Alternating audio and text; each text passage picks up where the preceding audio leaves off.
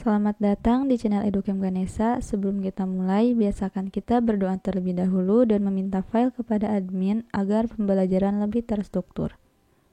Oke, kita langsung saja ke soal SBMPTN Biologi di bab jaringan dan organ tumbuhan.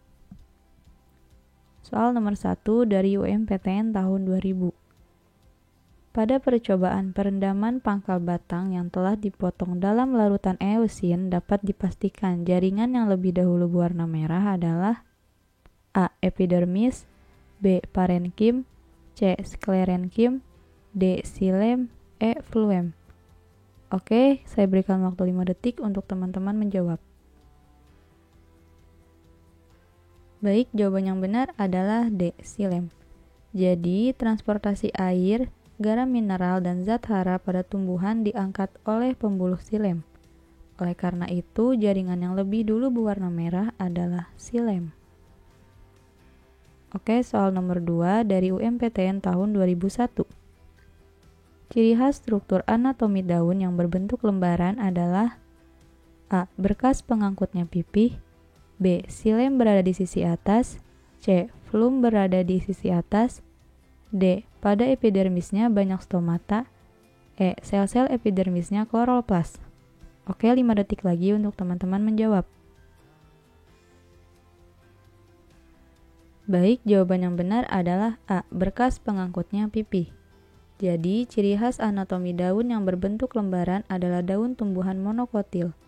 Daun tumbuhan monokotil ini memiliki ciri berkas pengangkutnya pipih. Oke, soal nomor 3 dari SPMB tahun 2002. Sel-sel perisikal dari akar tumbuhan mampu membentuk akar cabang, sebab jaringan perisikal dan kambium memiliki meristematis. Hubungan pernyataan dan alasan di atas adalah A. Pernyataan benar, alasan benar, keduanya menunjukkan hubungan sebab akibat. B. Pernyataan benar, alasan benar, namun keduanya tidak menunjukkan hubungan sebab akibat. C. Pernyataan benar dan alasan salah. D. Pernyataan salah dan alasan benar. E. Pernyataan dan alasan keduanya salah. Oke, 5 detik lagi untuk teman-teman menjawab. Baik, jawaban yang benar adalah B. Pernyataan dan alasan yang benar, namun keduanya tidak menunjukkan hubungan sebab akibat.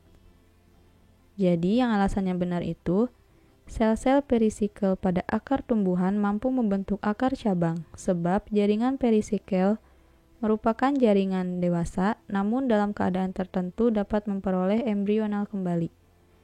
Alasannya benar karena kambium dan jaringan perisikal bersifat meristematis, yaitu mampu atau aktif membelah diri secara terus-menerus. Contoh lain terdapat pada ujung batang dan ujung akar. Oke, soal nomor 4 dari SPMB tahun 2004. Jaringan permanen di bawah ini merupakan jaringan yang sel-selnya sudah berhenti tumbuh kecuali A. Sklerenkim, B. Epidermis, C. Kambium, D. Xilem, E. Phloem. Oke, 5 detik lagi untuk teman-teman menjawab. Baik, jawaban yang benar adalah C. Kambium. Jadi, jaringan pada tumbuhan itu dibedakan menjadi dua. Yang pertama, jaringan meristem, yaitu jaringan muda yang senantiasa membelah atau tumbuh. Jaringan meristem terdapat pada ujung akar, ujung batang, dan di kambium. Jaringan meristem yang terdapat pada ujung akar dan ujung batang itu menyebabkan pertumbuhan primer, sedangkan pada kambium menyebabkan pertumbuhan sekunder.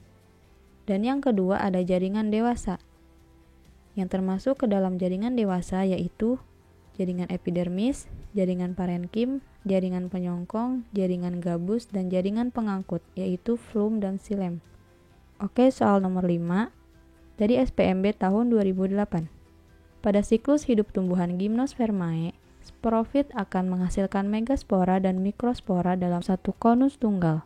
Sebab, pada tumbuhan Gymnospermae, perbentukan biji terjadi melalui proses pembuahan tunggal. Hubungan pernyataan dan alasan di atas adalah A. Pernyataan benar, alasan benar, keduanya menunjukkan hubungan sebab akibat. B. Pernyataan benar, alasan benar, namun keduanya tidak menunjukkan hubungan sebab akibat.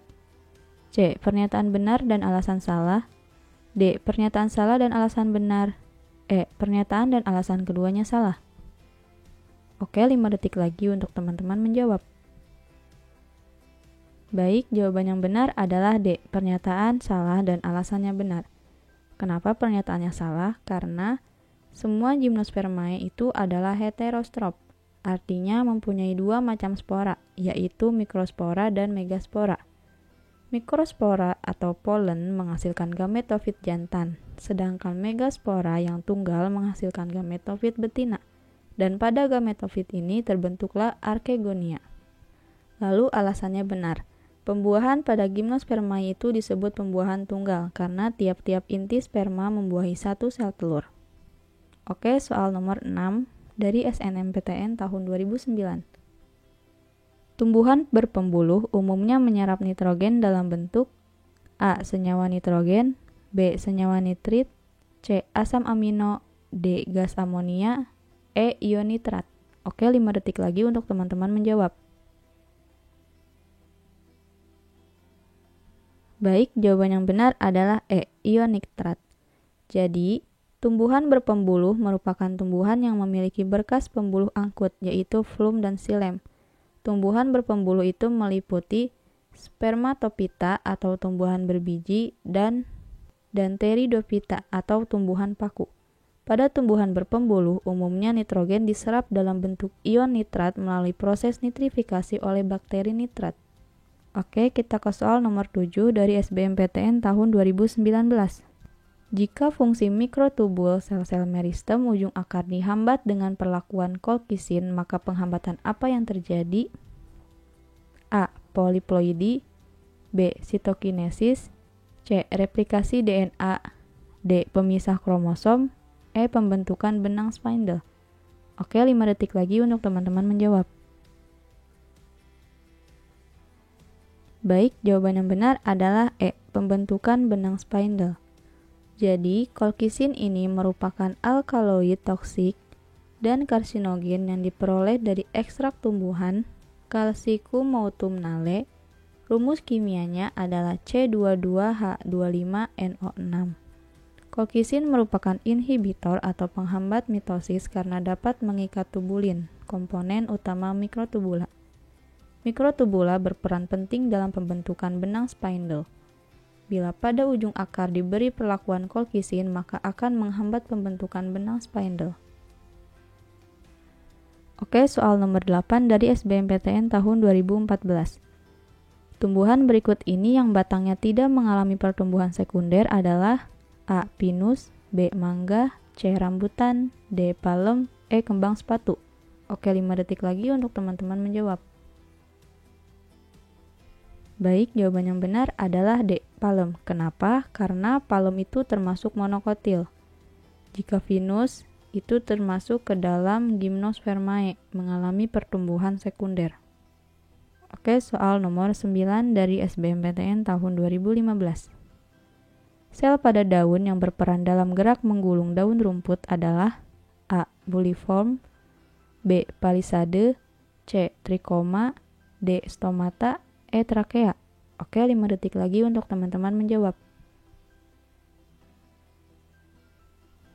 Baik, jawaban yang benar adalah A. Buliform. Jadi, sel pada daun yang berperan dalam gerak menggulung daun rumput adalah buliform. Buliform itu sel kipas yang merupakan turunan dari sel epidermis yang mempunyai struktur berdinding tipis dengan vakuola besar. Sel kipas berfungsi dalam proses pembukaan gulungan daun dalam tunas untuk mengurangi penguapan. Oke, soal nomor 10 dari SBMPTN tahun 2016. Pernyataan mengenai bambu berikut adalah benar kecuali A. Bambu dapat berkembang biak dengan organ vegetatif, B. Bambu dapat berkembang biak dengan biji, C. Bambu merupakan tumbuhan berbunga, D. Batang tidak bercabang, E. Rizoma tua bercabang. Oke, 5 detik lagi untuk teman-teman menjawab. Baik, jawaban yang benar adalah E. Rizoma tua bercabang. Jadi, ada 4 pernyataan yang benar mengenai bambu. Yang pertama, bambu dapat berkembang biak dengan organ vegetatif, yaitu membentuk tunas. Kedua, bambu dapat berkembang biak dengan biji, karena bambu termasuk dalam kelompok spermatopita. Yang ketiga, bambu merupakan tumbuhan berbunga. Dan yang keempat, bambu termasuk ke dalam kelompok monokotil sehingga batang bambu itu tidak bercabang. Jadi, pernyataan tentang bambu yang tidak benar adalah rizoma tua bercabang. Oke, ke soal nomor 11 dari SBMPTN tahun 2016. Pita Kaspari pada akar tumbuhan terletak pada jaringan A. Korteks, B. Perisikel, C. Empulur, D. Epidermis, E. Endodermis. Oke, 5 detik lagi untuk teman-teman menjawab. Baik, jawaban yang benar adalah E. Endodermis. Di sini, Pita Kaspari ini bersifat impermeable, yang berfungsi menyeleksi air yang masuk. Pita Kaspari terdapat pada endodermis. Oke, soal nomor 12 dari SBMPTN tahun 2017. Umbi bawang merah yang dimanfaatkan sebagai bumbu masak adalah bagian tumbuhan yang merupakan modifikasi A. Akar, B. Daun, C. Batang, D. Tangkai daun, E. Pangkal batang. Oke, 5 detik lagi untuk teman-teman menjawab. Baik, jawaban yang benar adalah B. Daun. Jadi, umbi bawang merah merupakan bagian tumbuhan yang merupakan dari modifikasi daun. Oke, soal nomor 13 dari soal tipikal SBMPTN. Jaringan dasar atau jaringan pengisi pada tumbuhan didominasi oleh A. Parenkim, B. Kolenkim, C. Mesenkim, D. Sklerenkim, E. Mesofil. Oke, 5 detik lagi untuk teman-teman menjawab. Baik, jawaban yang benar adalah A. Parenkim. Jadi, jaringan dasar atau jaringan pengisi pada tumbuhan didominasi oleh parenkim yang terdapat di bagian batang, akar, daun, dan bunga. Oke, soal nomor 14 dari soal tipikal SBMPTN. Perhatikan pernyataan berikut. 1. Pertumbuhan, 2. Regenerasi, 3. Perkembangan, 4. Pembentuk gamet.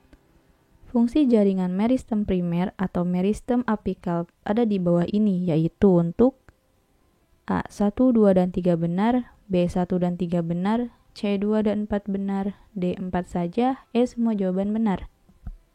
Oke, 5 detik lagi untuk teman-teman menjawab. Baik, jawaban yang benar adalah B. 1 dan 3. Jadi, fungsi jaringan meristem primer atau meristem apikal yaitu pertumbuhan dan perkembangan. Aktivitas regenerasi sel dan pembentuk gamet dilakukan oleh meristem sekunder dan oleh sel induk mikro dan makrosporogenesis. Oke, soal nomor 15 dari soal tipikal SBMPTN.